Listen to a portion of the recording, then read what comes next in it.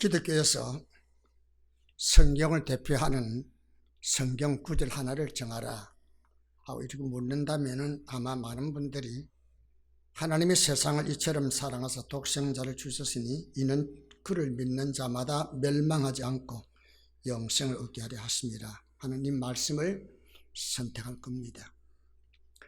하나님이 죄값으로 멸망받아야 할 인생을 구원하기 위해서 당신의 귀한 아들을 희생제물로 삼았다는 사랑 이야기죠.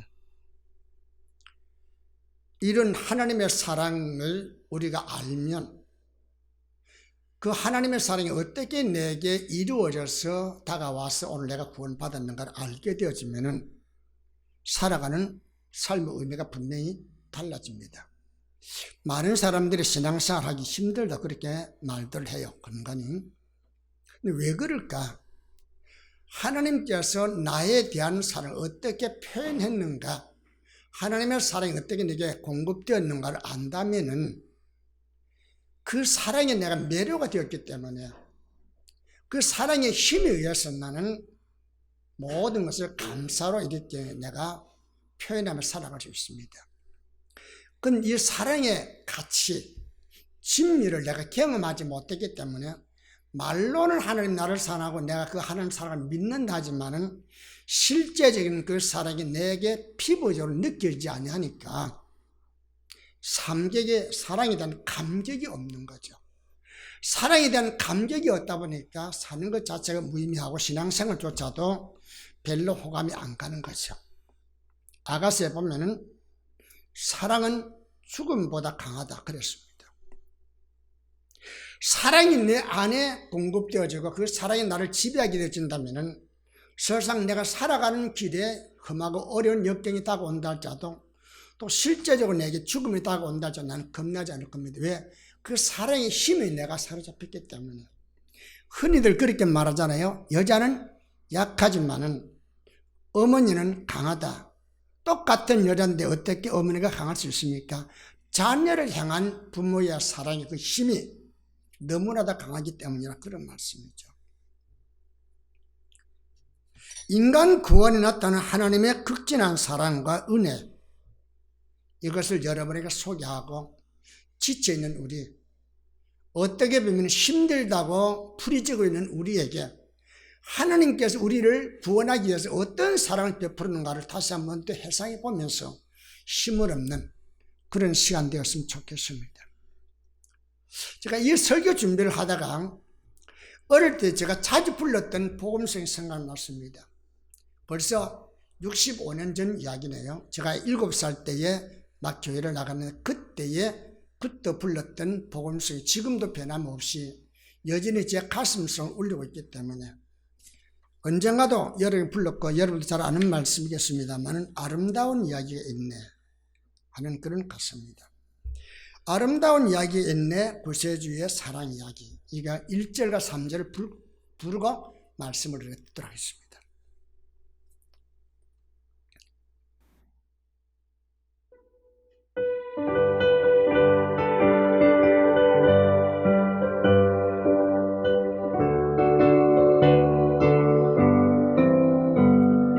아름다운 이야기가 있네 구세주의 사랑 이야기. 영광스러운 천국 떠난 사람 나와 같은 죄인 구하려. 주님의 그 사랑은 정말 놀랍네 놀랍네 놀랍네. 주님의 그 사랑은 정말 놀랍네. 나를 위한 그 사랑 3절 사람들은 이해할 수 없는 주를 보낸 하나님 사랑. 이 사랑이 나를 살게 하는 갈보리의 구속의 사랑. 주님의 그 사랑은 정말 놀랍네 놀랍네 놀랍네. 주님의 그 사랑은 정말 놀랍네. 나를 위한 그 사랑.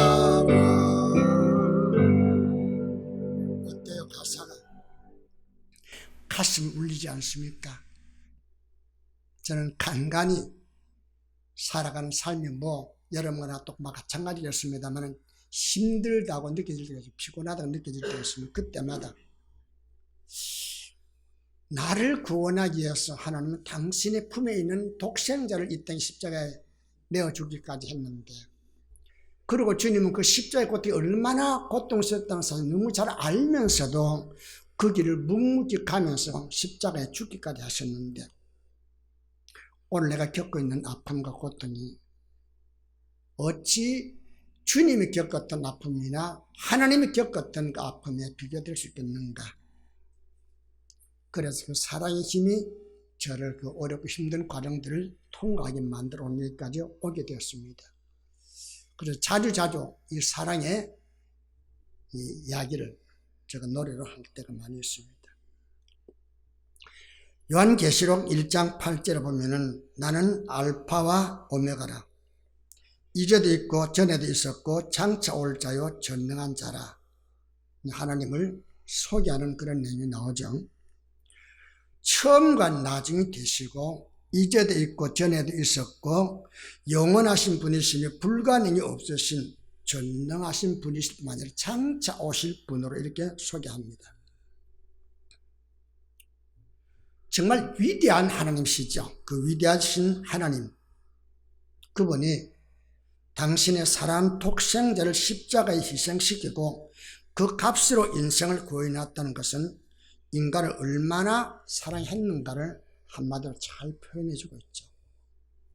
인간이 사랑을 받을 만한 무슨 자격이 있거나 사랑을 요구할 만한 어떤 공적을 쌓고 그래서 하나님이 베푸신 게 아니고 전혀 사랑받을 만한 가치가 없는 인생에게 당신의 품에 있는 아들을 내어놔서 희생시킴으로 나를 구원했다는 거예요.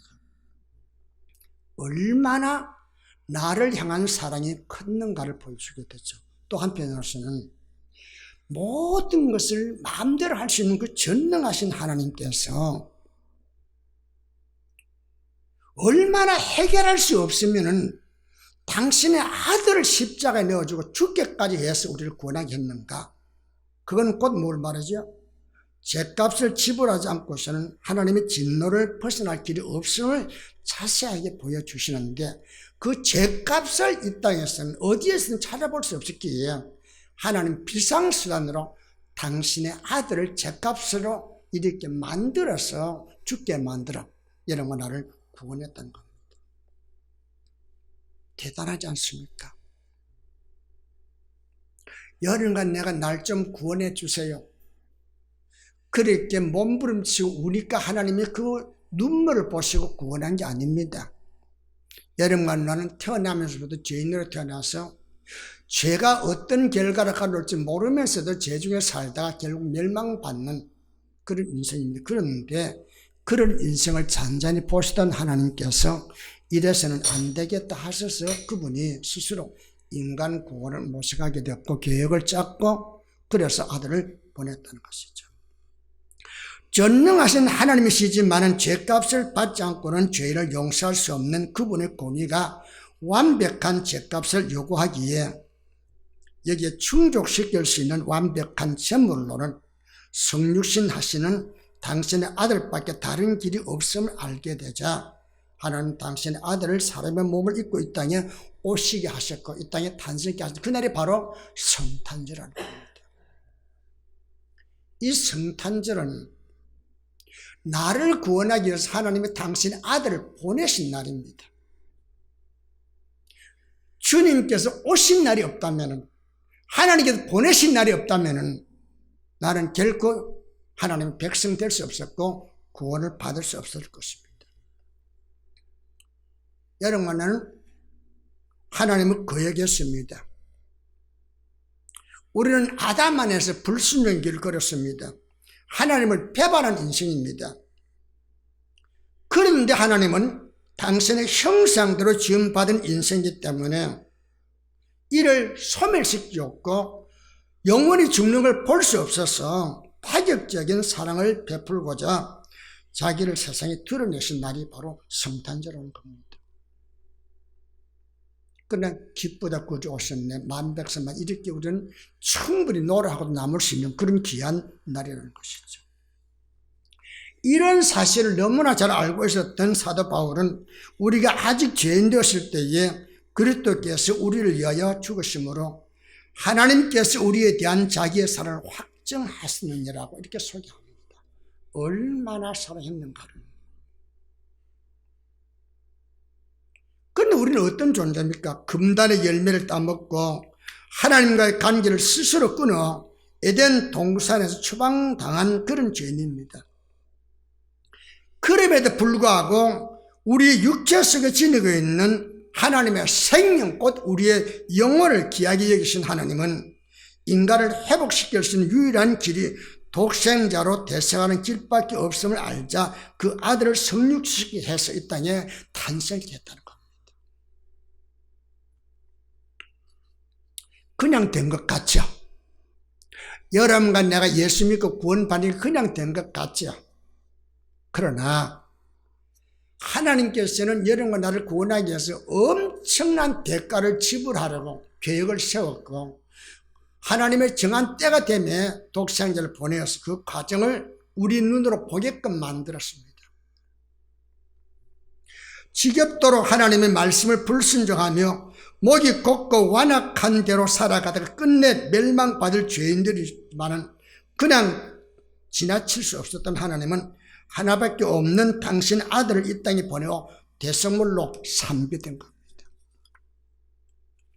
이러한 하나님의 사랑의 깊이와 높이와 넓이와 길이를 감히 측량할 수 있겠습니까? 우리는 많이들 하나님의 사랑이라 나는 하나님의 사랑을 안다고 이렇게 고백합니다. 그런데 과연 내가 그 사랑에 완전히 압도당한 그런 삶을 내가 살고 있는가? 이론적으로는 충분히 내가 이해를 하고 설명하고 있지만 그것은 느낌으로 다가와야 하고 내가 경험되어야 할 사랑이지 배워서 하는 사랑은 아니다라는 것이죠.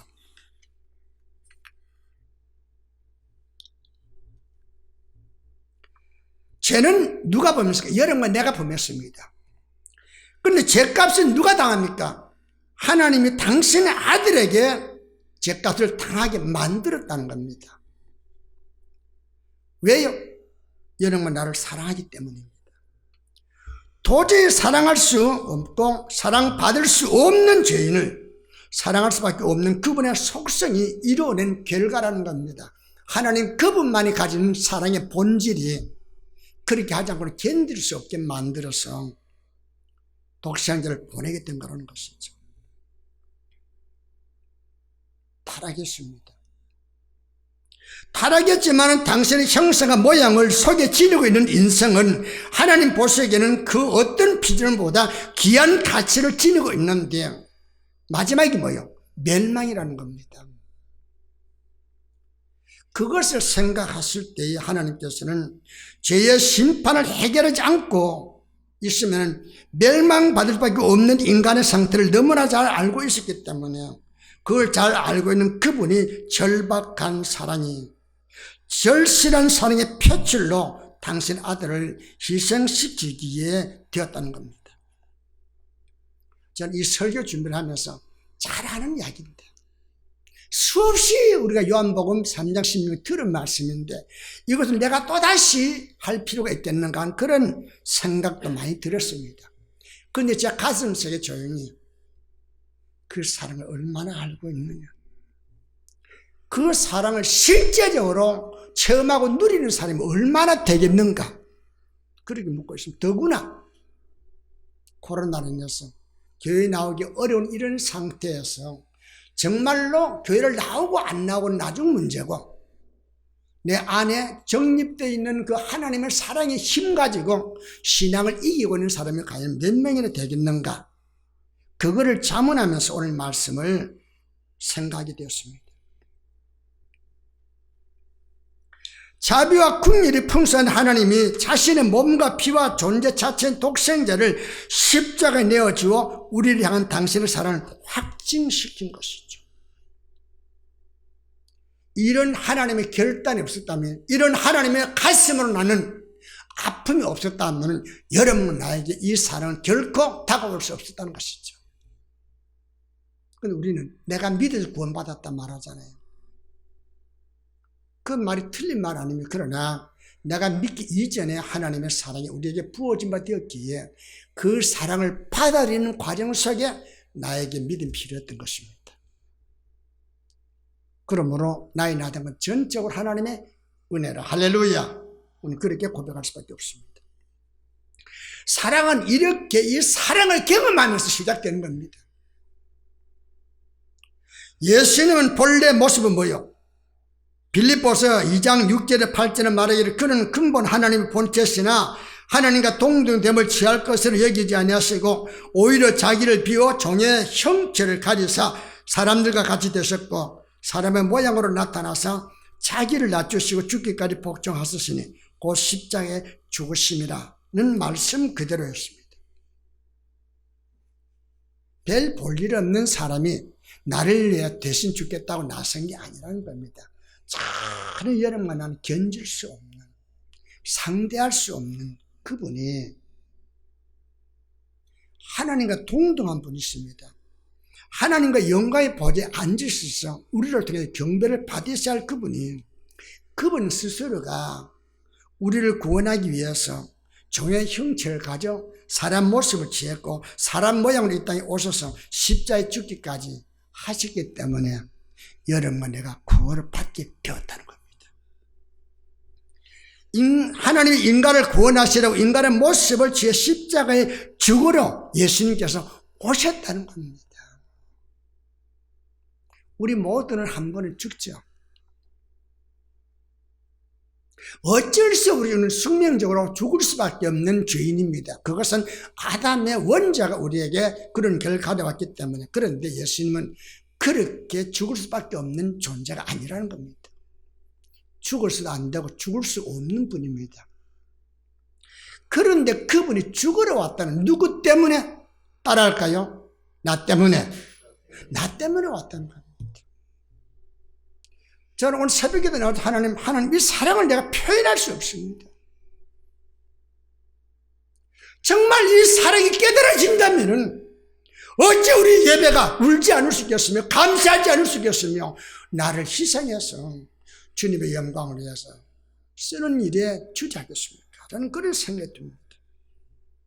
이런 구속의 은혜를 내가 경험하고 거기에서 또 우러나오는 사랑으로 시작되는 것, 이게 신앙의 모습이고, 그래서 신앙의 뿌리는 뭐요? 믿음으로 구원받은 것에 감격한 삶이 신앙의 뿌리라는 거예요. 구원 사역을 이루기 위해 십자가를 짊어질 즈음에 예수님은 겟세마네 동산에서 내 아버지여 만일 할만하시거든 이 잔을 내게서 지나가게 하옵소서. 모든 것을 아시는 전지전능하신 그분이십니다. 그분은 당신이 짊어져야 할 십자가가 얼마나 엄청난 고통을 안겨준다는 사실을 너무나 잘 알기 때문에 아버지요, 하실 수만 있다면 좀 다른 방법으로 내가 지울 수 없겠으면 그 얘기입니다. 이 잔을 지나가게 해달라, 이 말은 뭐예요? 다른 것으로 그 말입니다. 그러면서 말씀하기를 그러나 나의 원대로 마옵시고 아버지의 원대로 하옵소서. 얼마나 절실하고 얼마나 간절했다면 그분이 무릎 꿇고 기도할 때 그 모습이 뭐예요? 땀방울이 떨어질 때 핏방울같이 되었다고 했습니다. 여러분, 주님이 그런 고통, 해산의 고통을 겪고 여러분과 나를 구원하게 만들었다는 사실 아십니까? 그냥 돈 주고 바꾸다시 바꾼 게 아닙니다. 당신의 고귀한 생명을 철저하게 십자가의 죗값으로 내어주고 해산의 고통을 겪고 여러분과 나를 낳았다는 겁니다. 그래서 태어난 여러분과 납니다. 그런 나를 함부로 살아가게 할 수 있나요? 근데 우리는 너무 함부로 살잖아요. 그것은 뭐예요? 주님의 사랑의 깊이와 넓이와 높이와 길이를 전혀 알지 못하고 있는 거죠. 그래서 사도 바울은 그 사랑임을 알라고 했습니다. 알았으면 좋겠습니다. 이걸 어떻게 하든지 여러분이 주고 싶은데 저는 부족합니다.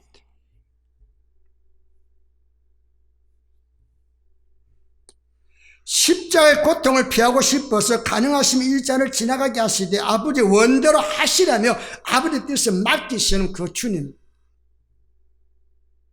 그런 주님이 희생이시기 때문에 여러분과 내가 존재한다는 겁니다. 그런 아픔을 경험한 하나님이 계시기 때문에 여러분과 내가 오늘 이 땅에서 구원받는 하나님 백성이 될 수 있다는 겁니다. 그분은 무엇이든지 할 수 있습니다. 그러나 십자가에서 나의 하나님 어찌하여 나를 버리실까라는 그런 절규를 합니다. 그런데 아버지로부터 외면당합니다. 그런데도 주님은 마지막 순간까지 십자가를 짊어지고 죽음의 길을 걷습니다. 아버지의 침묵도 아들의 순종도 모두 우리를 향한 사랑 때문이었습니다. 이는 예수님만이 유일한 구원자이고 구원자가 될 수 있기 때문에 그렇습니다.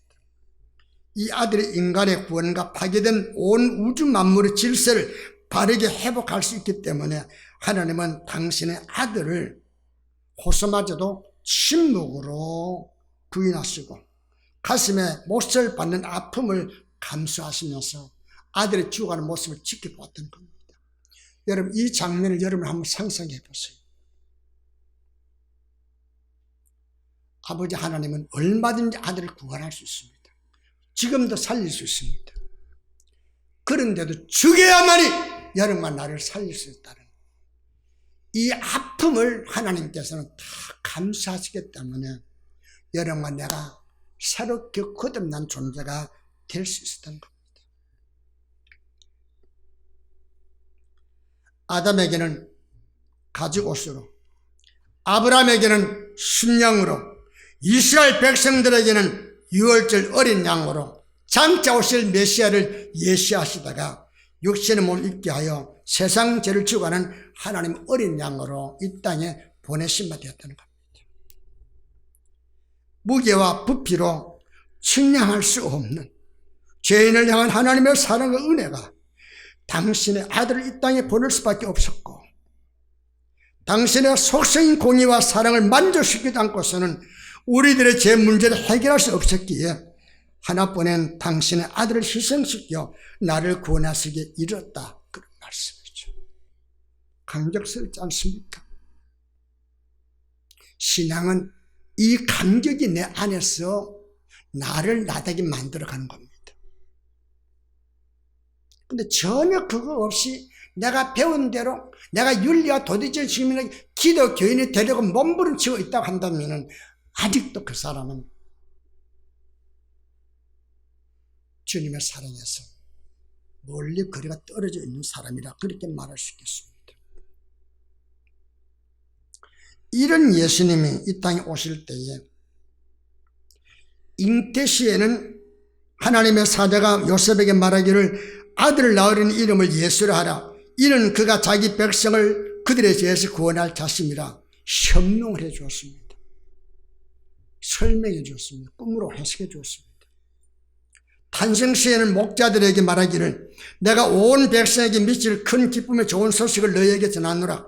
오늘 다윗의 동네에 너희를 위하여 구주가 나섰으니 곧 그리스도 주시니라. 구세주가 태어났다 그랬습니다. 어떤 아무런 일도 하지 않은 어린아이로 갓 태어날 그때에 그 아기 예수를 행해서 말씀하기를 너희를 위하여 구주가 나섰으니 곧 그리스도 주시니라 그랬습니다. 예수님의 탄생은 어느 곳에서나 누구에게나 어느 시대에나 동일하게 영향을 끼치는 온 세상에 미칠 가장 큰 소식이었고 가장 큰 기쁜 소식이었고 가장 큰 좋은 소식이 되었다는 것. 할렐루야. 예수님이 나를 위해서 이 땅에 오신 날 성탄절은 그래서 귀하고 그래서 우리는 찬양할 수밖에 없는 거죠. 그런데 메리 크리스마스 하면서 우리는 얼마나 장난기 있게 크리스마스를 보낼 때가 많이 있습니까? 자, 예수님이 탄생하신 후에는 하늘의 천군 천사들이 나타나서 지극히 높은 곳에서는 하나님께 영광이요 땅에서는 하나님 기뻐하실 사람들 중에 평안하다라고 찬송을 했습니다. 하늘에서 천사들이, 땅에서는 목자 동방 박사들이 영광을 돌립니다. 찬양합니다. 왜 그랬을까요? 자기 백성을 그들의 죄에서 구원할 자로 예수님이 탄생했기 때문입니다. 나를 구원하기 위해서 예수님께서 오셨다는 겁니다. 오신 날이 성탄절이라는 겁니다. 그래서 그날은 뭐요? 즐거워하고 기뻐할 수밖에 없는 거죠. 생명이 비친 예수님 오심으로 죄와 어둠이 짙었던 이 땅에 광명이 찾아오게 되었고 자유와 평강이 지배하는 하늘나라가 믿는 자의 마음속에 비로소 자리 잡게 되었다는 거죠. 그래서 천국이 가까이 왔느냐. 할렐루야. 천국이 왔다는 거예요. 누구의? 내 마음속에. 비로소 예수님 오시기 때문에 여러분과 내가 그래서 그의 백성이 된 겁니다. 하나님의 은혜를 입었기 때문에 가능할 수 있었습니다. 세상에 죄가 관영했기 때문에 하나님은 온 세상 물로 다 쓸어버리겠다 했습니다. 그때 하나님은 노아에게 은혜를 입혔다고 했습니다. 무슨 노아가 선한 일을 해서 인정받은 게 아닙니다. 자격이 있어서가 아닙니다. 공격이 있었기 때문에 아닙니다. 그저 하나님이 노아를 선택했을 뿐입니다. 이 땅에서 많고 많은 사람들 가운데 하나님이 여러분과 나를 선택했습니다. 너는 내 백성, 할렐루야. 내가 너를 지명하여 불러내는 내 것이라. 감격스럽지 않습니까? 며칠 전에 한 60년 가까이 연락이 없었던 제 동네, 고향 동네에 형님부터 전화가 왔어요. 야, 상대! 형님 웬일이세요? 야, 너 소식 내가 이제 들었다. 너 목사가 됐다면서. 너무 고맙다. 너무 잘 됐다. 그러면서 이런저런 이야기하면서, 야, 나도 죽을 곳을 몇 번 했는데, 너도 그랬다면서. 예. 형님은 어떻게 했어요? 야, 나 외양버스 탔는데, 노르웨이 가서 내가 거기서 심장 수술을 받았는데, 죽는 줄 알았다. 그런데 내가 살아왔거든. 형님 교회 나가시냐고. 아직은 안 나간다. 언제 나갈 거예요? 글쎄, 내가 한번 내려갈게요. 그렇습니다. 많고 많은 사람들 가운데 내가 은혜를 입었다는 사실을 정말 방방 뛰고 싶잖아요. 그래서 이 찬송합니다. 넓고 넓은 우리 속에 있는 많고 많은 사람들 중에 구원받고 보호받은 이 몸 주의 사랑받고 산다네. 할렐루야! 찬송하지 않을 수가 있나? 우리는 교회 오면 이 기쁨이 와야 됩니다. 주님의 그 사랑은 정말 놀랍네, 놀랍네, 놀랍네. 오, 주님의 그 사랑은 정말 놀랍네. 나를 위한 그 사랑. 제가 그 형님, 나 이렇게 하나님 은혜를 입고 오늘까지 살아왔습니다. 몇 번의 죽음의 고비도 하나님 은혜를 살아. 내가 형님한테 드릴 말씀이 많이 있습니다. 야, 언제 한번 만나자. 그런 이야기였습니다. 예수님의 초림은 주전 700년경에 미가 선지자를 통해서 예언한 대로 이루어졌습니다. 과연 대속물로 십자가에 죽으셨다가 말씀하신 대로 살아나 나는 부활의 생명이로 평소에 외쳤던 말씀대로 당신이 구주임을 분명히 증명해 보였습니다. 부활하신 후 40일간 복음 전하시다가 승천하실 때에 우리에게 뭐라 그랬습니까? 나의 증인이 되라. 그렇게 말씀했고, 천사는 올라가신 예수를 보는 한 말씀이, 이 예수는 하늘로 가신 걸 본 그대로 반드시 오시리라 약속을 선포했습니다. 초림 때처럼 예수는 반드시 오실 것입니다. 믿습니까? 성경에 기록된 모든 예언이 예수님이 재림만 빼고 다 성취되었습니다. 그 많은 예언들이 다 이루어졌는데 하나만 이루어지지 않았다는 말입니다. 그게 뭐예요? 예수님의 재림입니다. 그 말은 예수님의 재림도 때가 되면 반드시 이루어진다, 그 얘기죠.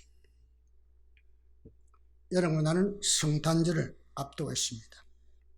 나를 위해 당신의 아들을 희생시킨 하나님 아버지의 극진한 사랑을 어떤 모양으로든지 경험하는 계기가 되어서 다시 오실 예수 그리스도를 맞이하기에 준비하는 그런 삶으로 우리가 나아가야 합니다. 그런데 예수님 오셨다는 말도 잘하고 예수님의 재림에 대한 이야기를 하면서도 예수님이 오실 때 말을 준비 못했다면 미련한 다섯 처녀처럼 부끄럼 당하고 말 겁니다. 이것이 저는 두렵습니다. 우리 초대교회 성도를 보면서 마음속에 안타까운 것은 정말로 주님 오실 때를 준비하면서 깨어있는가 묻고 싶은 겁니다. 교회를 나오니 하는 그 얘기를 하는 게 아닙니다. 정말 당신들의 가슴 속에 예수 그리스도만이 유일하신 나의 구세주고 나의 영적인 신랑이기에 나는 그 주님을 바라보며 오늘도 살아가고 있다고 하는 이 분명한 사실을 마음에 지니며 살아가고 있는가, 그걸 묻고 싶습니다. 사랑하는 성도 여러분, 저는 이것 외에 더 사랑을 설명하지 못합니다. 비없는 것은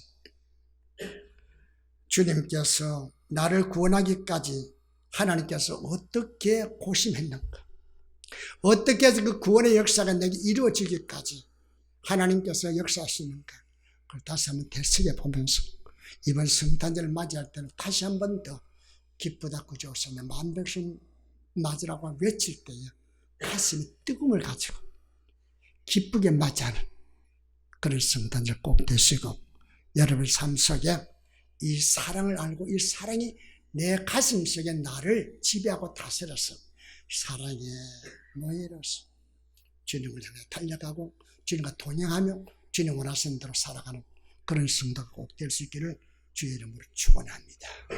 기도합니다. 하나님의 사랑이 나에게 구원으로 오기까지 엄청난 역사가 보이지 않는 가운데 이루어졌습니다. 하나님은 계획하시고 그 계획하심을 당신의 아들을 통해서 이루시고 그 이루신 사건을 성령을 통해서 우리에게 믿게 해주셨기에 오늘 이렇게 믿어 구원받는 백성이 되었습니다. 우리는 구원받을 자격이 없었습니다. 하나님 보시 그야말로 밉상이었습니다. 생각하고 말하고 행동하는 모든 것이 죄뿐인 우리였습니다. 그런데도 많고 많은 삶을 갖는 내 것이라 하나님 인쳐주셨고 당신이 이루신 구원의 역사를 우리 가슴팍에 새겨 믿게 만들어 주셔서 오늘 이렇게 하나님의 귀한 자녀됨을 생각할 때마다 고맙고 감사합니다. 하나님, 이제 나의 나된 것은 사도 바울이 고백했던 것처럼 주의 은혜라. 이제는 나를 위해 살지 않고 나를 위해 죽었다가 다시 사신 그분 예수 그리스도를 향하여 살아가는 그런 삶이 되었습니다. 하나님, 살아가다 보면 힘들 때가 분명히 있습니다. 그러나 주님이 나에게 어떤 사랑을 베풀는가, 하나님의 사랑이 어떻게 내게 오게 되었는가를 안다면 그 사랑의 힘 가지고 어떤 박해도, 어떤 핍박도, 어떤 역경도, 어떤 환난도, 시련도 극복해 나갈 수 있습니다. 하나님, 그렇게 우리의 신앙생활 항상 주님과 더불어 감격과 기쁨 가운데 교제하며 살아가는 그런 우리 삶이 꼭 될 수 있도록 은혜 베풀어 주옵소서. 코로나로 인해서 경제적 어려움 때문에 말할 수 없는 탄식과 한심 우리 가슴 속에서 나올 때가 참 많이 있을지라도 하나님, 내가 구원받은 백성 된 것만은 잊지 않고 거기에 감사함으로 장차 우리가 들어갈 날에는 눈물도 근심도 배고픔도 굶주림도 목마름 없는 그런 영광스러운 세계가 기다렸다는 사실, 그래 위로받고 살아가며 그날을 기다리면서 고대하며 사는 우리 모두가 될 수 있도록 은혜 베풀어 주옵소서. 예수님 이름으로 기도합니다. 아멘.